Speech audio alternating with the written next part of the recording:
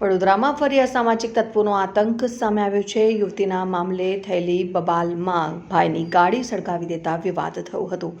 પારસિયા વિસ્તારના વિશાલ લાલવાણી નામના શખ્સે પરિવારના સભ્યોને જીવતા સળગાવી દેવાના આક્ષેપ પણ પરિવારના સભ્ય દ્વારા કરવામાં આવ્યા હતા। વડોદરામાં જાણે ખાખીનો ડર ન હોય તેમ અસામાજિક તત્વોનો આતંક વધવા માંડ્યો છે।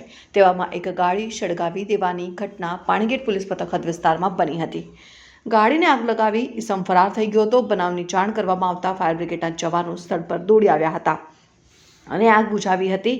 જોકે આગની લપેટમાં ગાડી પડીને ખાખ થઈ ગઈ હતી। પારસ સોસાયટીમાં રહેતા રોહિત શર્માએ જણાવ્યું હતું કે મારી મોપેડ પડી હતી, જેને પારસિયામાં રહેતા વિશાલ લાલવાણી નામનો વ્યક્તિ છે એની સાથે જૂની મેટર થઈ હતી। જોકે તેમાં સમાધાન થઈ ગયું હતું, છતાં તેણે મારા ઘરે આવીને મારી બહેન અને મમ્મીને ધમકી આપીને ગયો હતો। બાદમાં બીજી વખત આવ્યો અને મારી ગાડી સળગાવીને જતો રહ્યો હતો અને મારી બહેન અને મમ્મીને ધમકી આપી હતી કે તને તારા ઘરવાળા અને ઘરમાં જેટલા રહે છે બધાને સળગાવી દઈશ, જે થાય કરી લેજો, મોટો બુટલેગર છું। એ લોકો ગઈકાલે આવ્યા હતા। છોકરીની મેટર હતી। મારા ભાઈ સાથે પણ સમાધાન થયું હતું। આ અંગે મેં પોલીસ સ્ટેશનમાં ફરિયાદ આપી છે। મારી માંગ છે કે કડકમાં કડક સજા થાય। मैं पानीगेट पोलीस स्टेशन मथकમાં છું હમણાં। मैं पारस सोसायटी प्रमुख स्वामी सोसायटी પાસે રહું છું। મારી ગાડી એન્ટોક ગાડી મારી પડી હતી તે એક વિશાલ લાલવાણી કે એક છોકરો છે, કાલે જૂની મેટર હતી, કાલે મેટર થઈ હતી।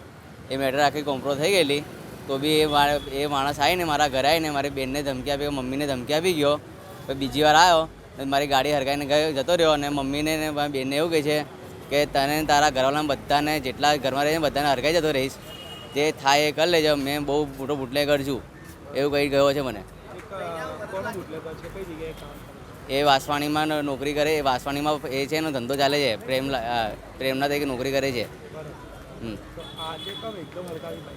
એકદમ હડકાઈ નાખી। કાલે બી આવ્યા હતા એ લોકો, તે હડકાઈને ગયા મારી ગાડી। કાલે છોકરીનું મેટર હતું કાલનું મારા ભાઈ જોડે, તો એમનું વાત કોમ્પ્રો કરાવી નાખી એમના જોડે, તો બી આજે આવીને મારી ગાડી હડકાઈને ગયા।